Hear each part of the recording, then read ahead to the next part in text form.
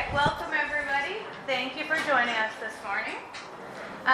This is the CASCA Speaker Series second event for the 2023-2024 season, and it is titled Strategies for Effective Tribal Collaboration and Partnerships. And with us today, we have Vicki Olmstead on the left here. So she is a senior environmental specialist and community wildlife biologist for the Salt River Pima-Maricopa Indian Community Environmental Protection and Natural Resource Department. She has worked in wildlife conservation, it's one of those mornings, for 11 different states, and has a bachelor's in science in wildlife conservation and a master's of science in wildlife biology. Next to Vicki, we have Ashton Lynch. She's the Environmental Program Manager for the Wildlife and Ecosystems Program at the Gila River Indian Community. And she received a Bachelor's of Science in Forestry with a certificate in Fire Ecology from Northern Arizona University. She also has expertise in wildland firefighting, which she uses in conjunction with her education to help the community restore and manage riparian areas along the Gila River. Next we have Brandy Nelson, who is an environmental specialist for the Ashton Indian Community. She is currently working towards her Bachelor of Arts in Global Health at Arizona State University. And then finally we have Roman Orona, and he is the Environmental Program Manager for the Ashton Indian Community.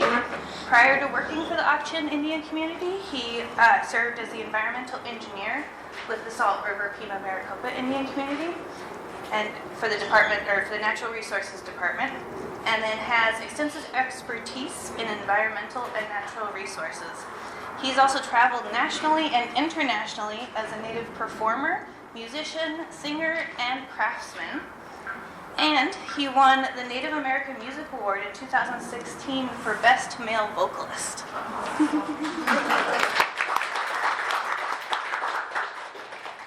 So they're each going to speak a little bit, give a couple of points that they think is important, but then we want to open it up for discussion, for questions, comments, anything anybody wants to know, and we'll turn this into a dialogue with everyone. With that, Roman, would you like to start? Sure. Okay. Can everybody hear me okay without the mic? Yeah? Okay. Mics make me nervous. And you would think that you would be over that as a performer. I always say that if you're super comfortable at what you do, then you should probably not be doing what you're doing. If you're a little bit uncomfortable and it makes you a little nervous, then you're probably still okay. So, with that, Donjo, chez Roman Orona, hello, I'm Roman Orona, obviously. I'm Apache. I'm also Pueblo and Yaqui, originally from New Mexico.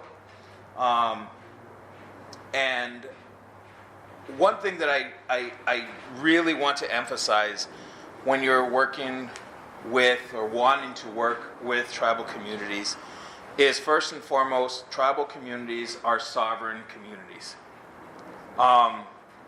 There's a way in which you kind of enter into those communities, and with that, what I mean by that is, they have a chairperson, they have a council, they have staff, and some of those other things. But I want you to understand that, a lot of the things that happen on the ground, right? They happen with people like myself, but it has to go through the proper channels. It has to go through the top. You have to go into the council or the chairperson and make yourself, hi, this is who I am, this is what I want, or this is what I'm looking and seeking to get. But you also have to understand that tribal communities have been communities that have, for numerous generations, have been taken advantage of. And so, right off the bat, I'll just tell you, a lot of times, it could be seen as we could be seen as being skeptical or not wanting to work with you, because we're communities that have been taken advantage of. We're communities that have been studied, and got nothing in return from those studies, right? We've made other people well known. We've made other people rich. This is not a broken record. This is reality. And so when I'm talking about this, if you're wanting to work with a tribal community, first and foremost, patience. You're going to have to be in there and show that you're there for the long run. That you're not going to come in and just gather information and run with it and make yourself well known. Right? You've got to show that you're going to be in there for the long run. You've got to show that you're going to be in there through the dark times, through the good times, through all of that. This relationship, it has to be built. It has to be cultivated. Right? You don't plant a seed and tomorrow it's growing. Right? You don't see those results right away. Those seeds got to be cultivated. You got to water it. You got to take care of it. You got to build a friendship. And so those are the things that you have to understand when you're trying to work with a tribal community, is that you got to build the relationship. We don't know who you are. I don't know when I receive calls, I want to do this and I want to do that and this is what I want to do and how can you help me? I don't know who you are. I don't know what you're about. Right? I see you on the street and I may say hi to you, but that doesn't mean we're best friends. So know that. That's one of the things that I definitely want to emphasize. We want to work with people. We want to be good neighbors. We're a sovereign community. We're working to build our own communities. We have, the rules and laws of our own communities as well. So you have to understand those things too. So it's about building this relationship. It's about building the bridge. Sometimes you may 3/4 of the way. That you're putting in a lot of work and it may seem like you're not getting anywhere. But I'll tell you, automatically then it'll automatically happen. Then all of a sudden, boom, you're getting all this information. You're getting this relationship is now it's flowing, right? So just patience. That's one of the things that I definitely want to that's going to be my biggest thing is have patience, build the relationship, start early. If you need a grant or you need something and it's got to be done in a month, probably not going to make that deadline. I'll just tell you right now, probably not going to make it. With tribal communities, there's a lot of networks and a lot of filtering and a lot of things that by the time it dwindles down to the people that need to happen, tribal council they're busy. They're running a community like a mayor, like the president, they're busy. And so start early. The earlier you can have these conversations and cultivate the relationships, the better off you're going to be when it comes down to the deadline. So if you see something in 6 months, start now. Don't start a month before thinking you're gonna go through and be done with it, and it's just not gonna happen. Patience, build relationships, and start early. If you know that there's something coming down the line and you can foresee it a year down the line, start today. Make the call, go before council, get on the agenda, have your presentation, continue to cultivate those relationships. If you have knowledge with staff, maybe they can kind of help guide that through. I don't want to take up everything, so jump in at any point. I don't know if anybody else has anything. Sorry, I'm just... I think he said it all. Just kidding. I mean, in the same vein, don't just reach out when you want something. Nobody wants to be called, oh, hey, can I borrow your car? And that's the only time you hear from somebody, because it does make it feel very transactional, and it makes it feel very used. Like, I'm sure we've all had that one friend who just only reaches out when they're like, can I borrow $20? And you're like, well, I haven't heard from you in 7 months. Last time was, excuse me, last time was when you borrowed $20. And that's not the way to build a relationship. It's not. In fact, it'll make you lose that relationship if you had one to begin with. So the key is not just reaching out when you want something. I guess to build upon what Roman was saying is, patience. It's huge. It's a big hurry up and wait, hurry up and wait, hurry up and wait. I know coming from our smaller community, we don't have someone who's out there consistently searching for grants. It's usually the EPA comes in and be like, okay, we're going to have this grant and we'll tell you what we need from it. And oh, by the way, it's due in 30 days. So then we have to provide quotes from contractors if we're doing anything capacity building wise. And it's frustrating. Something I have found out on my end, just coming in and being new to our team, is reaching out to some of these contractors, and they're like, oh, well, we're booked out for 3 months. Well, there's only so much I can do. So yeah, I've really appreciated the people that I'm like, hey, this is what I'm trying to do. This is what we've got approved by council, and I have a quote within an hour. It makes a huge difference on being able to provide that information, and it's usually those that are willing and understand that are ones that we've worked with. Just I guess kind of give you guys some information about it. We were recently looking for a tractor for our composting, and we were working with someone, and they kept hemming and hawing, and we got wrong quotes, and then they would call us and tell us that they had wrong quotes that they sent us, and it was just like, okay, we're coming up, we have to use this money by a certain period of time.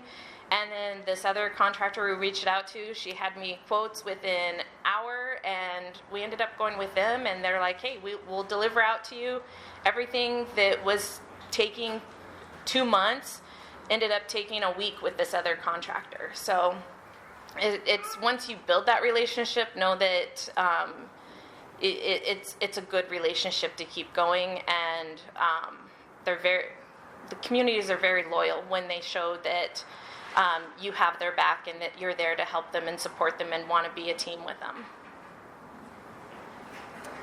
Other than obviously patience with the whole process of getting stuff through like council and whatnot, is also good to know the community you work for. That's a big thing. I'm not from the community I work for, so I had to learn the different cultural practices, the taboos, just so I would be on the same page as community members. Because what's taboo down here is different for other tribal communities up north. It could be bad there, and it could be not a bad thing here. So just having that understanding of the culture and being an outsider coming in, it's difficult because like they don't want to share some things because they're unsure if you're going to actually stick around. So why am I going to share this with you if you're just taking what you want and then leaving? So, sticking around and, understanding who you're working for really matters.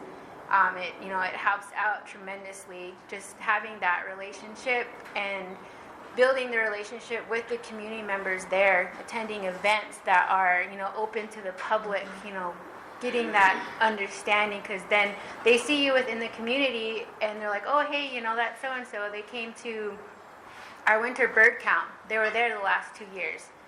They're wanting to learn about the birds within the community. They want to see where they're living in these restoration areas. So that's always, a plus, just, being out there when they they invite you and welcome you in.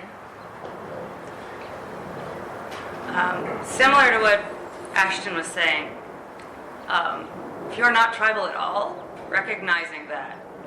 So I recognize that I am a white chick from Delaware.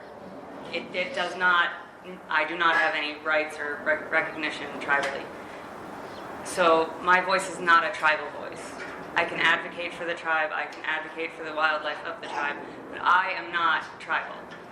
And I recognize that, and that's an important thing to recognize, especially when you're trying to build relationships and you're coming from a Western education standpoint, which is one of the biggest things. Most of us show up with a Western education and we go, okay, so we grew up with the Endangered Species Act. It's endangered, threatened, and species of concern, and then the rest of the ones down here, which we're not concerned about yet, but we might become concerned later. And it's not the same when you go into a tribal setting. And I went in on my first, year, and I was like, okay, so what is tribally significant? And, I was told everything. And I was like, but there's a hierarchy, right? Like, what's more significant than the other things? And every tribe has a different approach. Every tribe has different beliefs. Every community has different cultural backgrounds and things like that. So for me, I grew up Endangered Species Act, so endangered, threatened, special concern, etc. But my community, everything is of concern. Everything is important because it's all interconnected, and that's often common, but it's not always the exact same. The other thing is, if you're trying to get tribal voices and you talk to one tribe, you do not have tribal voices. You have tribal voice. One. There are over 1,000 tribes within the United States, 574 of which are federally recognized, some are state recognized. If you're trying to get an overarching tribal voice, you don't have one if you only have one community involved. That's always going to be a big thing, because a lot of people say, oh, we've talked to the tribes, and they've talked to two. Well, that, as Ashton said, that's not going to mean that much, because there's so many different cultures and backgrounds and beliefs and taboos and significance and etc. There's just a lot to cover in that. Yeah, I think it's important to recognize that when you're working with a tribal community, that you are there as a student. You are not there as the teacher.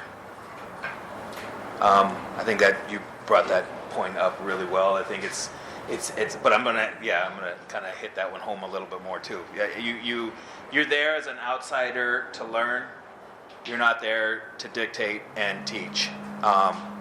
First and foremost, if you want to have community buy-in, you're there to be educated and to hear that point of view, because everything is interconnected. In Western society, everything is siloed. You have a drinking water, then you have wastewater, and then you have a surface water, and then you have the aquifer. Damn it, that's all water. Why isn't it looked at holistically? As a tribal person, everything is holistic. Everything is interconnected. We as humans are interconnected.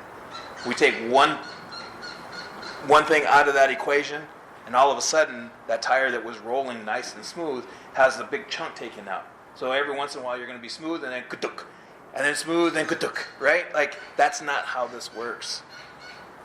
That's not how this works tribally.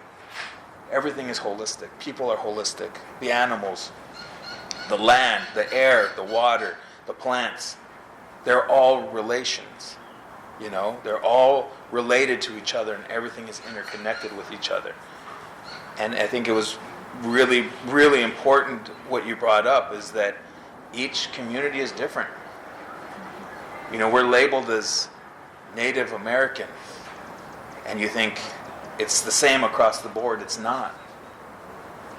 Every single community is different.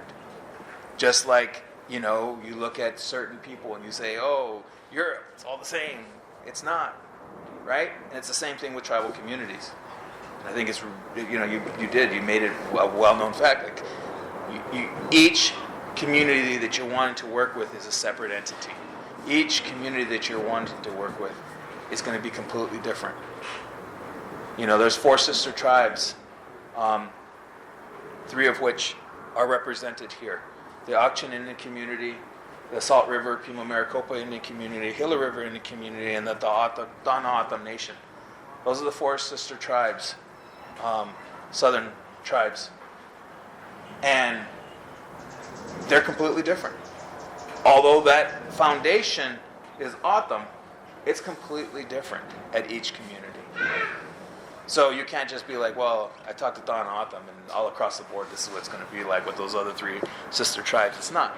And you start looking at the Apache people, in the state, right? Each one of those is completely different, and how it's run, and the foundations may be very similar, but there's a lot of intricacies in those foundations that are completely different. So that's one of the things I would always say is, again, cultivate it, be part of it. have patience. Know why you're there. Know it's not transactional. It may be because it's part of your work and you need to do it and you need to check a box. Hey, it's okay to be honest. Be like, look, I'm here to check a box because I have to. And that's really all I want. You know what I mean? Like, be open, be honest. Okay, cool. Check your box. What do you need? Don't try to hide it. Just, if you don't know, one of the things that I always get frustrated with US EPA is they, when we're having these conversations, they always dance around. They dance around the question. They're very good at being bureaucrats, right? And you wasted 15 minutes of my time not answering my question. If the answer is you don't know, then say I don't know, right? It's okay. It's all right. You're not expected to know everything, right? No one is. So don't dance around things. Just be real, be true, and be like, look, I need to check a box. I'm sorry. It's what I got to do. I'm not trying to be a jerk, but it's what I got to do.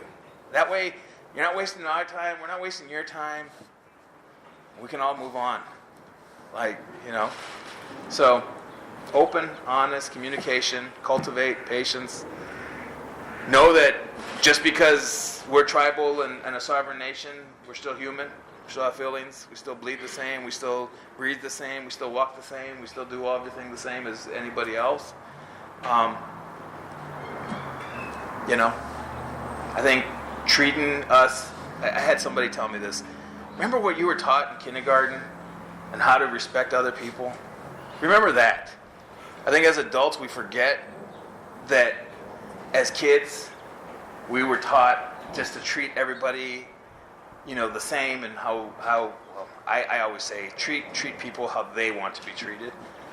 Because the way that I want to be treated is obviously different than the way that other people want to be treated. So, remember that. Treat everybody as a human. I think if you go in with that, I think you're pretty good. We get caught up in the silos. We get caught up in all of this other stuff and the mystique of this and that, right? I'm as a performer, everybody wants to see me in feathers. Everybody wants to see me with face paint and chanting and doing those things. Yeah, that's part of who I am. But 99% of the other time, this is how I look. This is how I dress. This is what I do. I drive a car. You know what I mean? It's a mystique. I get it. It's the 1800s. It's Hollywood. But I don't know. The thing is that I was always taught as I travel, people ask me, why are you so stoic? Why are Native people so stoic? Well, it depends on what we're doing. If we're singing, we're dancing, that's part of prayer. That's how we've been brought up. So we don't smile and when we're doing our songs or doing those things. It's part of prayer. But the other thing is, we're a hard nut. We're hard to crack. Part of that is for survival, right? That's part of who we've been brought up from generations when we're put on reservations and all those things. We're stoic. We inside, you don't know what we're feeling. And what we're giving you is, you don't know what we're feeling. That was a survival mechanism. It was our protection. And so, very straight-faced, I'm just going to look at you, very straight-faced. I don't know what you want or who you are or what you're dealing with or what's going on in your life, but I don't want you to know what's going on in mine either. So I'm going to be stoic. I'm going to be a hard nut to crack. But I'll tell you, once you crack the nut, it's a free-for-all. I give you everything. So just know that. Again, that's speaking for me. I'm not speaking for Ak-Chin. I'm not speaking for any other community, or I don't have that right to do that as a tribal person. Everything that I'm speaking of right now is me. So, but I'll tell you that it's kind of a general thought. We're stoic. We're hard to crack. But if you crack, you get in, and we allow you to come in, you got all. You got our heart. You got everything. We'll do everything that we possibly can until you mess it up. And then you won't get that opportunity ever again. You're literally cut off. Done. So be careful. So this is tied both to the patients and also the once you have the relationship. So one, when we say patients, it's because a lot of tribal communities are very limited capacity-wise. They have wildlife programs, but it might be a wildlife program of one, like myself. It might be a wildlife program of 1/2, meaning that part-time. And if you're sending an email and expecting an immediate response, you might not get it because that might not be what that person is working on this week, specific to the people who are split between multiple programs. So that's really important. But the other thing is, once you have a built relationship, we trust when you say, this is my friend, I know them, and they're going to be good for the community. So you kind of got to do a little bit of gatekeeping once you have that relationship, because people are going to come to you. You know them, right? You can get us in, right? For example, Salt River Pima-Maricopa Indian Community has a very good relationship with Scottsdale Community College. They attend all of our public events that are community service events as much as they can. They attend some of them that aren't even public, that we offer them an additional come in and help us kind of opportunity. And we do internships and other things through Scottsdale Community College.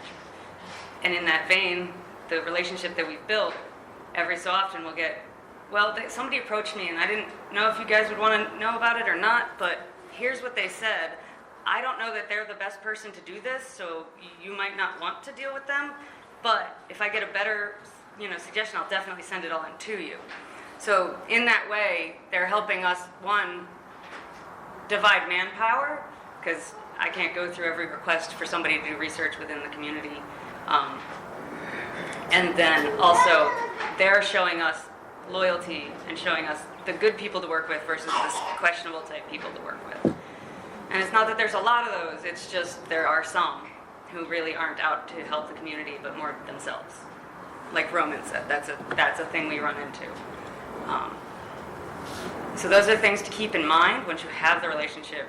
Just like you said, be careful, because it can be broken. And trust is really hard fought, but really easily lost. So you've just started addressing a question that I wanted to ask, which is, could each of you give us an example of a meaningful relationship that has developed over time that is serving you well?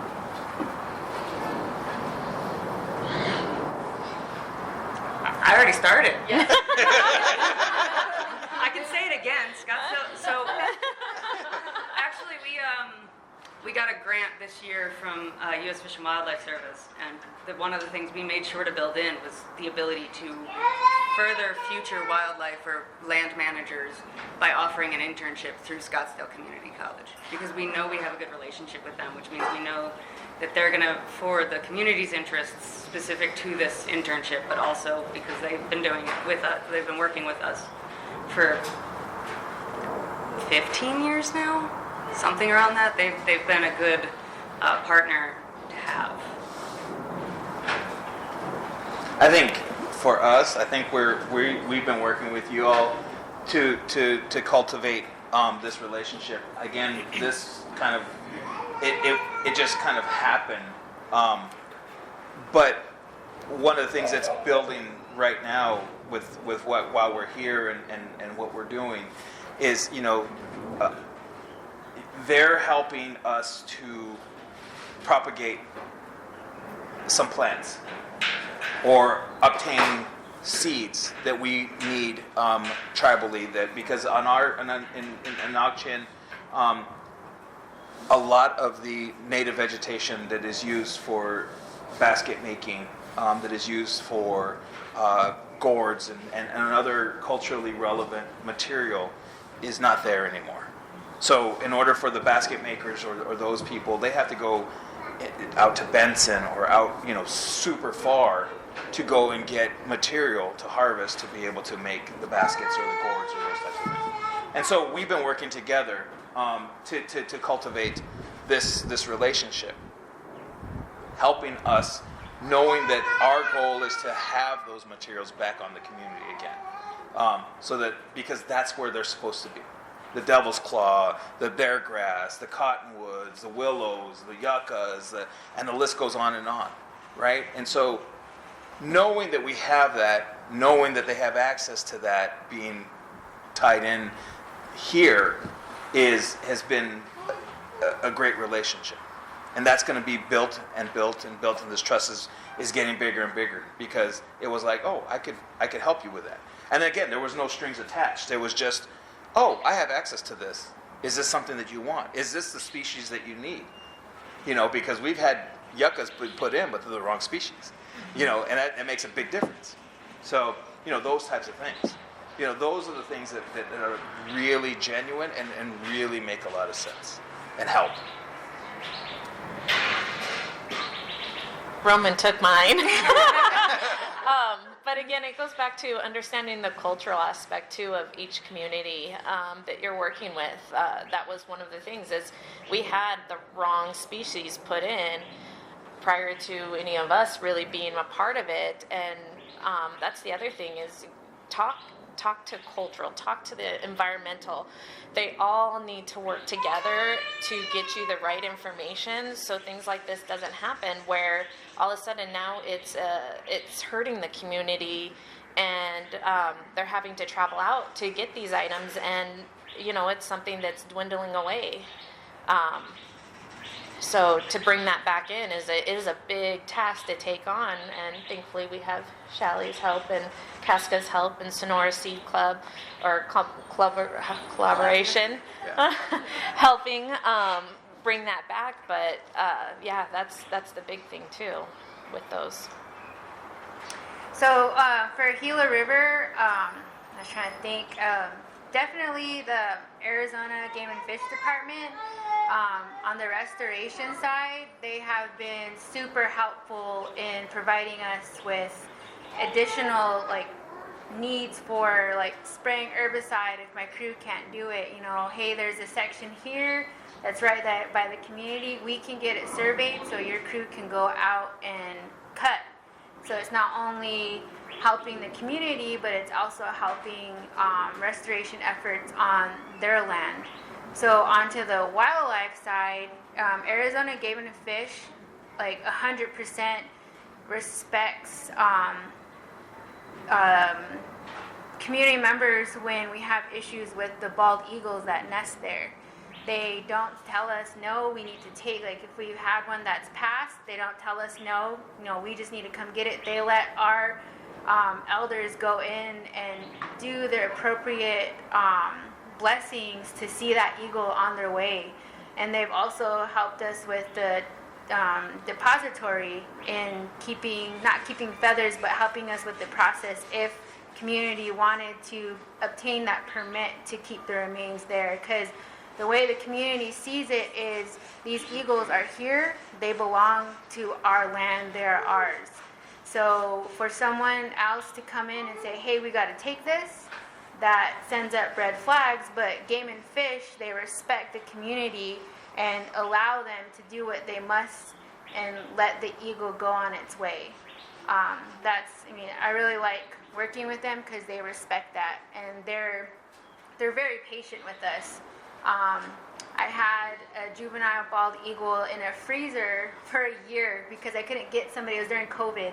I couldn't get someone to come out and do a blessing to send it on its way to the depository, and they were patient. They weren't calling me every day or anything saying, hey, we need to get this eagle out of here.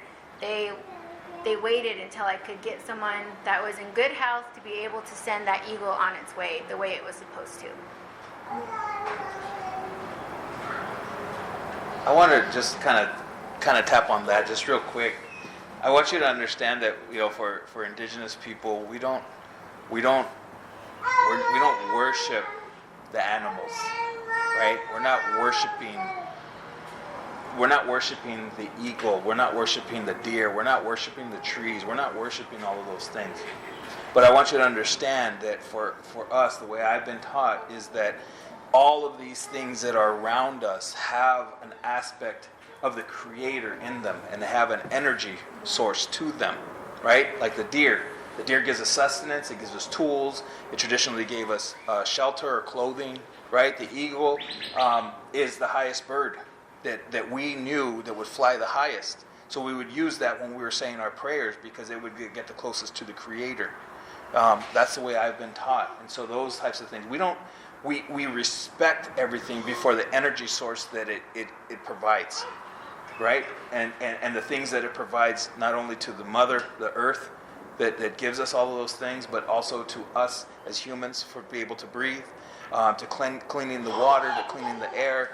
We're surrounded by all the things that the Creator has given us to allow us to live. So we don't worship these things, but we respect the source that the Creator and the energy that those things gave, that the Creator gave us to be able to utilize those materials. So it's always an exchange. Before we, traditionally, before we would go to take something, like you were talking about with the eagle's important, again, as the prayer source. So we use those feathers to help in prayer and in ceremony and those types of things. So anything that is we go to get, there's a prayer that's connected to that. There's some side of giving back. If I have to go, harvest something for that what I'm going to use, I pray for that. I give something back. I lay tobacco, or I lay pollen, or I lay something in exchange to say thank you, Creator. Thank you, tree, for giving me you so I can have firewood, right? Thank you, to the rock. Thank you because now I'm going to use you to pound out or, make my arrowhead out of, those types of things. So I'm just trying to drop some of the things that are perceived out there that are not necessarily true. Everything has been given some sort of energy source from the Creator, and that's why those things are so important, because that soul of that being, of that eagle or the deer or those types of things, we believe that has to go on, because if we take it and we don't respect that source, then we're taking that on ourselves as a potentially negative energy. And we don't want to do that. We want to give things in a good way. We want to respect people in a good way. And we laugh internally because we're always talking about in a good way, in a good way, in a good way. So we joke a lot about that internally, when we get together. We'd always be like, in a good way, we're going to drink this water in a good way, we're going to do this in a good way. But we joke about those things, but it's true. And sometimes those good ways are not the best intentions that we go out and do. We've created a lot of issues as humans because we're chasing the wrong thing. We're chasing that mighty dollar. We're trying to line our pockets. We're trying to do all of these other things that at the end of the day, when we look around and the rivers are lined with concrete because you can't drink them anymore, you can't use that water source anymore, well, good luck eating that dollar. I hope that gives you a sustenance.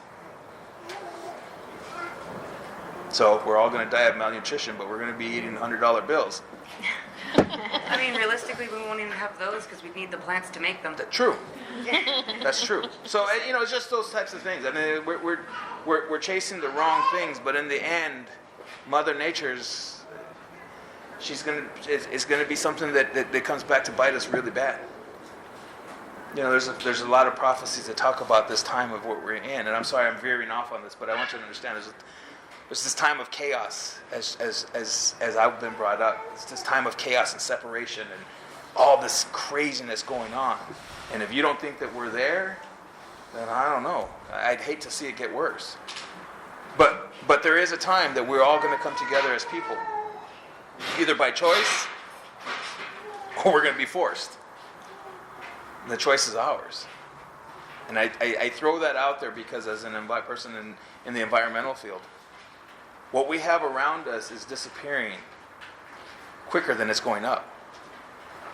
It's easy to, as you said, it's easy to end a relationship. It's easy to end this relationship, period. They're hard to grow. It's easy to end. And that's what we're seeing around us. Nature is hard to grow. It's hard to replicate, especially when you've changed it. We've changed it, right? We've changed the dynamics in nature. And so we're seeing it disappear rapidly, quicker than we can get it back. That's the same thing with relationships. Question? Yeah, I got a question for you. So if you don't have any relationships with any of the tribes, how do you start? How do you start to build those? Who do you reach out to? How do you just form those relationships from the start? I would say it depends on. I mean, I've gotten cold calls, honestly, asking that exact same question. My thing is, okay, what's your end goal? Like, where are you going to? Who do you want to talk to? What are you trying to cultivate, right? And then I could try to point you in that direction. I think that's kind of. I would say, again, if you're looking at the environmental field, call the environmental office. If you're looking at solid waste or something else, call that office. And be open and honest. Be like, look, this is who I am. This is what I'm about. Where do I go? You know what I mean? It's easier, again, when you have some sort of relationship, some sort of connection. This is my card. This is who I am. Sometimes, show up. Come over. Hey, this is who I am. This is what I'm doing. Here's my card. Cold call. It's way easier for me to go, I don't know. There's a lot of that, right? I call them keyboard warriors. You can sit there and type, oh man. Face to face. Hey, how are you? You know what I mean? Come. Knock on the door. Go to the headquarters. You know, it might take a little bit of navigating. That's what I would do. Honestly, I think in tribal communities, and again, this is my experience, and you all could chime in, but my experience is if you show up and say, hi, this is who I am, this is what I'm about, this is what I'm trying to do, it's a lot easier to get things done as opposed to a cold call or a cold email. Because if I get an email or I get a call and you leave a message, probably going to slowly get kicked down and kicked down and kicked down because my daily priorities have, they're coming up. So that's, I would just show up, honestly, and just be like, hey, this is who I am, this is what I'm about. Make that relationship face to face. You know what I mean? I wish I could give you a solid answer that would be like, this is the golden rule. But honestly, I think showing that you showed up could lend, you all maybe something different. I would say a lot of the communities, especially come Earth Day, Arbor Day, they have open events to the public. They want you to come out, see what they're doing, see what they're about. Going out and introducing yourself there is a huge thing. Like Roman said, we get calls, we get emails, and a lot of us, we're a one-man department. So I oversee GAP, and that's a broad spectrum. I handle everything from solid waste to household hazardous waste to compost, and I'm out doing things. I'm not sitting at my desk. So a lot of us do wear multiple hats. So if it's something that we're not focused on and we don't really need this right now, it's going to the bottom of the list till we have time to get to it. Which feeds back into that patience thing. Oh, I'm sorry. With your guys' open events for Earth Day, you guys just want your guys' website? You just search It's for usually events? posted on our Facebook. If you follow any of the communities on Facebook, Instagram, they'll usually post their invites out there. And that's the other thing. If you show interest in a lot of those, they have open vendors where you can come and set up and talk to other community members and kind of put what you're wanting to get out there as well without being in a official capacity with having to go and meet through council and get approved on the agenda. That's a great way to get out there, honestly. I see you're saying Tempe, so I'm assuming you're city of Tempe, right? So with that said, maybe looking to those to those tribes that are adjacent to you and reaching out, because you know that some of those tribal members are using Tempe as some sort of something, right? And so being able to reach out and being like, hey, I see, Earth Day might be coming up. Can we do a booth? What does this look like? What do we need to do? Those type of things. That might be a great opportunity to being able to start relationship building. It especially helps if you actually participate in the event, like the cleanup or the community service event, because most Earth Day events have a community service. So you're giving back to the community before you've already built the relationship, which not going strictly by optics, but does look pretty good because it means that you actually care about the community and not just your trying to get a hold of them kind of side of things.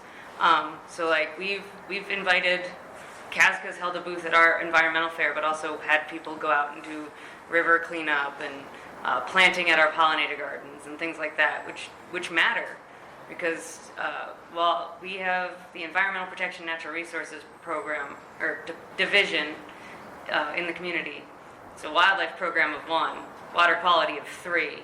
Our GAP person is actually also our CARC person, and that's 1 person. So it varies on what you're trying to get a hold of the people for, but a lot of people spend a lot of time in the field, so in some cases showing up won't work very well. We've all been asked to keep an eye on our emails, specifically because we're out in the field a lot. So for us, email might be a better approach, but really if you show up to our Earth Day event, the registration that's always on our website includes like your contact information, why you wanted to get involved in this. It usually has those kinds of options there, so you can start to build those relationships without just, for lack of a better word, forcing yourself to take the time that they might not have. So for Roman, it may be better if you show up in person. For other entities, it may not be great if you show up in person. It depends. 3-prong it. Call, email, show up. That'll work too. If you call, you email, and you show up, that means that you end up being a priority because I got to get back to one of these things that's going on. And then for one of the big things is recognizing when a community says no for something. It's not necessarily shutting you down entirely, but you have to accept the no for whatever it is. For example, if you want to go out with iNaturalist and collect data within a community, that gets into a whole bunch of tribal data sovereignty issues, and they're going to say no, because that makes data that belongs to the tribe public. They're going to say no. That doesn't mean you can't continue to try to build that relationship, but that's going to be something that they're going to say, hard no, that's not acceptable here. And that's something, one of the things that a lot of places need to learn is acceptance of the no. A vast problem because everyone's like, but iNaturalist is so helpful for you. It's not helpful for the community. Yeah. I have a question, maybe along the same lines of kind of how to, speak with tribes, but just for my own edification, we're a part of Arizona State Parks and Trails. So I have a dual role, so I'm a tribal liaison / legislative liaison, and I can't go out to all of the parks. We have 35 or close to 35 parks in Arizona. So I guess my question would be, we want to have more tribal leaders come and speak on their land, whatever in their park or in our park. How would we go about doing that, especially with park managers who may not understand how to communicate with tribes, but maybe I can't go to Yuma one day or something like that. But we want to get tribal leaders to come in and speak and discuss and educate about their land. How, I guess when we go about doing that, if we don't have the best relationship with every tribe, we might have a great relationship with one, but maybe not with another. Would it just be going to meetings or calling, or how would we get maybe someone to come out to actually discuss? I know for us, I mean, our community council and tribal chairman is very open on a lot of those things. I would say it makes your job harder, and what I'm going to say. And one of the things is reaching out to them specifically, to the tribal chairman, and the council, kind of in a letter, or and letting them know what you want to do and inviting them to do these certain things. Obviously, again, they're super busy, but maybe being able to do that. They may not, as a tribal chairman or council, but they may delegate somebody else to be available to go and try to do something like that. As a liaison, it is tough because you got to have that working relationship with those tribes, and I I don't envy what you've been put into as a tribal liaison, because it is hard. But reaching out constantly, I think, is going to be your to the benefit. This is who I am. Maybe trying to be able, because they want to see you. They want to see that you're interested. They want to see that you're going to be there for the long term. They want to see also, as a liaison, that you're going to also be a voice of advocacy for the tribes, especially in your role, right? So, those opportunities. Being able to get on a tribal council meeting and just say, hey, this is who I am. I want to introduce myself. Here it is. This is what I'm about. I think you start there, honestly. And I say that to a lot of other liaisons as well, especially with tribal. There's a lot of tribes, and there's a lot of work that you're getting pushed to do. I would start at the foundation. If you don't introduce yourself across the board, then your foundation is already weak. The house that you're trying to build for tribal, with tribal, it's going to be too weak, right? So I understand the priorities, but I would pull back and start at the foundation and reach out on a foundational level across the board, maybe through a letter and an email and a call. Again, try going to them and trying to get on their council just to introduce yourself. It's going to be hard. That's why I'm saying it's going to be a lot, but I think it's going to be, if you do that first and foremost, that foundation now is going to be a little bit more solid. And then they'll recognize you and they'll be like, oh yeah, so-and-so, or oh yeah, this. We had to do that with the U.S. Army Corps of Engineers recently with their tribal liaison. She's stationed out of LA, but she's in charge of the Arizona area. And so it's like, one of the conversations I had is, have you ever come to Arizona? You know what I mean? Like, well, yeah, I went to Hopi because we were doing something at Hopi. Great, but Hopi is Hopi. What about the rest? Oh, no, I haven't. Okay, well, then we should start there. So that's what I would suggest is, and again, build the foundation, because once that, it may seem tedious and exhausting, but once that foundation is built, it's going to be pretty solid. And you said you had some good relationships with tribal communities, but not necessarily a ton. Another good one is to have the tribes introduce you to sister or sibling tribes, Yeah. depending. Because, as I said, with once you have that relationship, some communities will trust you to say, or trust other people to say, okay, this is a person I know, they're great, they're really trying to do this. That has come in handy in a few different situations. So if you have good relationships with some communities, they can help put you in contact with the right person in the next community over or adjacent communities, especially when you start talking tribal wildlife corridors, things like that. Those are good opportunities to actually try to build those, but sometimes it just takes asking, hey, can you introduce me? Because you know how I roll, you know what I do, and you know what I'm trying to do. Do you mind? They might say no, but most of the time they'll be like, yeah, sure, I know this person. I'll email them and I'll get you in touch and do an email introduction or whatever kind of introduction works best for them and you. Thank you. Yeah. Did you say you're from Arizona Parks? Is that? Yeah. Yeah. Any other questions? Comments, concerns? Entertaining anecdotes? Yeah. I do backflips. Oh, I don't. You can't say that and not show it. Yeah. I thought of this. I don't know if anybody saw it on social media, but there's this lady, and it was an older lady, and they said that she knows how to do backflips, and her husband's like, "Oh, you do? Yeah, do it," and do all this stuff. And then she bent over like she was gonna do a backflip, and then she flipped them off. And she was like this, and then she got her stuff and walked off, and it was like the funniest thing ever. Sorry, you had to be there, I guess. Anyway, thank you for your time. If you have any one-on-one stuff that you'd like to ask, I appreciate you being here. Such a great area. Thank you for putting this on. Of course. Yeah. If no other questions, last chance for audience participation in this nature. All right. let's. I want to comment. Do you mind if Shelly shares your guys' info or, contacts or anything? I don't. I have my cards as well. So Yeah, if we you have want, some cards with I us. can give them to you if you have any additional questions. Thank you. Yeah. Anybody else? All right. Thank you all for coming. Let's give our speakers a round of applause.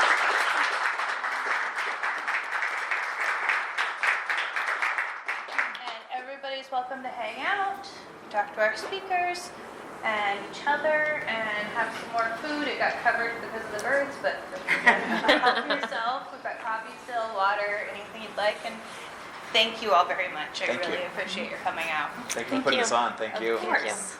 All right. Thanks, everybody. Last time I saw you, you were about to go to Scottsdale to see all that stuff. How did that turn out? Awesome. Aren't they great? I want to say I lost my mind in the beginning. Yeah, he's a great professor. He's fantastic. You're nervous. I rubbed off on me. It's working out well, but I want to make sure. Hey, you took it from us. Yeah, it was really good. Perfect. I helped. You helped us. See? He gave me Thank you. That was really rose out in Florida. So I was like, that's really sweet. Yeah, and then there's just a little like beans that are like, That's awesome. Remember doing I figured he would. He loves to talk. He can talk a lot. He's always really interesting information. yeah. I bring him out with like his students to our Asian But I worked survey at Salt River. I worked at River. They get some Yeah. and like some Slow real up before I had to go home. Yeah, it was very good. But they don't ever get out. It was really hard and a nice little trip. And I learned like a whole lot. And then that huge How are you? I was out there hugging it. I was gonna say he gave us a bunch of mesquites to plant to fall overhaul. We got a bunch of The one that Columbus was trying to find? You already did that? Yeah, we got it on October 20th. Well, we did certain day of things to fall overhaul specific night. It's a nice service event. Yeah. So we all show up in Scottsdale. It's a lot, very similar. Yeah. I guess I was saying they show up for all of our events, whether they if it's we provide them a special invite. Yeah. Could have asked if there, but I was Yeah. we already have established relationships, which we have collaboration successful collaborations with all of the trustees. Resort to that. Yes. But we want to try it time for project, not project, different aspect. Basically what I really got, I'm an economist. So we do a lot of where this is a holistic approach, right? So I have, these are my partnerships. I'm more into horticulture and all the ways. And we want to promote native plants and different areas of work. So we've done several successful collaborations with public but this is obviously a different area. We want to promote the native plants. There's a great opportunity. But all the way up to